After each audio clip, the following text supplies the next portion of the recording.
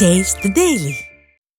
சென்னை கோடம்பாக்கத்தில் சாலையோர கடைகளை முன் அறிவிப்பின்றி மாநகராட்சி அதிகாரிகள் உடைத்து அப்புறப்படுத்தியதை கண்டித்து மார்க்சிஸ்ட் கம்யூனிஸ்ட் கட்சியினர் போராட்டம் நடத்தினர். கோடம்பாக்கம் அபிபுல்லா சாலையில் இருந்த கடைகளை ஆக்கிரமிப்பு என கூறி விடியா திமுக அரசு அதிகாரிகள் அகற்றினர். இந்த நிலையில் எந்த ஒரு முன் அறிவிப்பும் இன்றி கடைகளை அடித்து நொறுக்கி அகற்றியதாக பாதிக்கப்பட்டவர்கள் குற்றம் சாட்டினர்.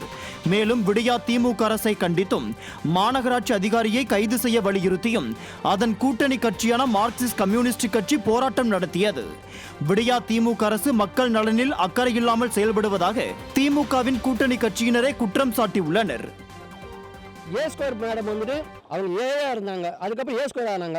ஒரு இன்டிமேஷன் கொடுக்கணும், ஒரு ஏதாவது உடைக்கணும், டெமாலிஷன் பொது இடத்துல இருக்கானா டெமாலிஷனுக்கு லெட்டர் கொடுக்கணும்.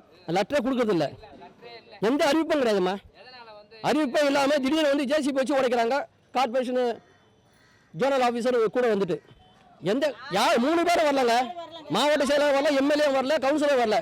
கவுன்சிலர் கோசம் எவ்வளோ கஷ்டப்பட்டுருக்கோம். எம்எல்ஏக்கு கவுன்சிலர் நாடாளுமன்ற உறுப்பினர் கோசம் ஒரு 30 நாள் தூக்கம் இல்லாமல் வேலை பார்த்துருக்கேன். கள்ளக்குறிச்சி அருகே அரசு பேருந்து சாலையின் நடுவே நின்றதால் ஏராளமானோர் பரிதவிப்புக்கு ஆளாகினர். கள்ளக்குறிச்சியிலிருந்து அடரி கிராமத்திற்கு 50க்கும் மேற்பட்ட பயணிகளுடன் சென்ற அரசு பேருந்து நீலமங்கலம் கூட்டு சாலை பகுதியில் திடீரென பிரேக் டவுன் ஆகி பாதியில் நின்றது. இதனால் பாதி வழியில் இறக்கிவிடப்பட்ட பயணிகள் பரிதவிப்புக்குள்ளானதுடன் மாற்று பேருந்துக்காக நீண்ட நேரம் காத்து கிடக்கும் அவலமும் ஏற்பட்டது. விடியா திமுக அரசு பொறுப்பேற்றதிலிருந்து அரசு பேருந்துகள் பிரேக் டவுன் ஆவது, டயர் கலன்று ஓடுவது, இருக்கைகள் ஒழுங்கற்ற நிலையில் இருப்பது தொடர்கதையாகி வருகிறது. அரசு பேருந்துகளை முறையாக சரி செய்ய வேண்டும் என விடியா திமுக அரசுக்கு பலரும் கோரிக்கை வைத்துள்ளனர். தமிழக அரசின் உயர்கல்வித்துறை அரசாணை 5ஐ முழுமையாக அமுல்படுத்த கோரி நெல்லையில் கல்லூரி பேராசிரியர்கள் சாலை மறியலில் ஈடுபட்டனர். திருநெல்வேலி மாவட்டம் பாளையங்கோட்டையில் கல்லூரி பேராசிரியர்கள் கூட்டுக்குழு சார்பில் நடந்த போராட்டத்தில் 4 ஆண்டுகளாக அரசு உதவி பெறும் கல்லூரி ஆசிரியர்களுக்கு நிறுத்தி வைக்கப்பட்டுள்ள ஊதியம் மற்றும் நிலுவைத் தொகையினை உடனடியாக வழங்க வேண்டும், அரசு உதவி பெறும் கல்லூரி ஆசிரியர்களின் உரிமைகளை பாதுகாத்திட வேண்டும் என்பது உள்ளிட்ட கோரிக்கைகள் வலியுறுத்தப்பட்டன. சாலை மறியலில் ஈடுபட்ட கல்லூரி பேராசிரியர்கள் சுமார் 250 பேர் கைது செய்யப்பட்டனர். விடியா திமுக ஆட்சியில் சாதாரண மக்கள் முதல் பட்டதாரிகள் வரை துயரங்களுக்கு உள்ளாகி வருவதாக விமர்சனம் எழுந்துள்ளது. தமிழகத்தில் உள்ள பள்ளிகளில் மாணவர் சேர்க்கைக்கு மாற்றுச் சான்றிதழ் கேட்டு வற்புறுத்தக்கூடாது என சென்னை உயர்நீதிமன்றம் உத்தரவிட்டுள்ளது. மேலும் மாற்றுச் சான்றிதழ் என்பது பள்ளியில் மாணவர்கள் சேர்வதற்கான ஆவணம்தான் எனவும் பெற்றோரிடமிருந்து கட்டணத்தை வசூலிக்கக்கூடிய கருவி அல்ல எனவும் தெரிவித்துள்ளது.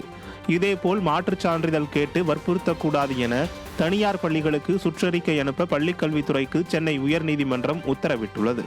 மேலும் ஒரு பள்ளியிலிருந்து வேறு பள்ளியில் சேர்க்க கோரும் மாணவர்களிடம் மாற்றுச் சான்றிதழை கேட்டு வற்புறுத்தக்கூடாது என தமிழகத்தில் உள்ள அனைத்து பள்ளிகளுக்கும் சுற்றறிக்கை பிறப்பிக்க பள்ளிக்கல்வித்துறைக்கு சென்னை உயர்நீதிமன்றம் உத்தரவிட்டுள்ளது. கொரோனா தொற்றால் பெற்றோர்களை இழந்த குழந்தைகளுக்கு PM கேர்ஸ் திட்டத்தில் கல்லூரிகளில் அட்மிஷன் வழங்க வேண்டும் என அகில இந்திய தொழில்நுட்ப கல்வி குழுமம் அறிவுறுத்தியுள்ளது.